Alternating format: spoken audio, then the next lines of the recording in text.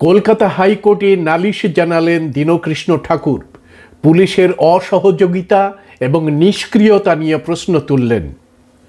প্রিয় দর্শক, তার উপরে প্রাণঘাতী হামলার ২৭ দিন কেটে গেলেও হামলাকারীদের বিরুদ্ধে কোনো ব্যবস্থা নেয়নি জয়নগর থানা। একজন দুষ্কৃতীকেও গ্রেপ্তার করা হয়নি, উল্টে তার উপর চলেছে হুমকি ধমকি, ভয় প্রদর্শন।